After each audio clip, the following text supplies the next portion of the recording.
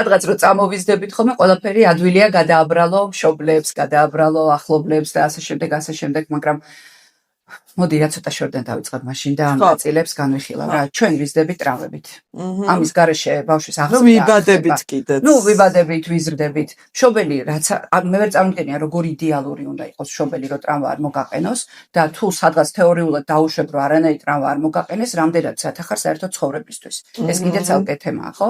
ჩვენ შვილებს გავზვით ტრავმებით, ისინი თავის შვილებს და მოკლედ ამას რო გაიაზრებ, ცოტა მარტივდება ცხოვრება. ეს ერთი. მეორე ეს ტრავმა არ უნდა იყოს ისეთი დამანგრეველი, რომ პიროვნულად მართლა მოგშალოს და აღარ იბარგო ცხოვრებაში. ხა ის ძალიან ძალადობაზე და ათასობედურებაზე მე არ ვლაპარაკობ.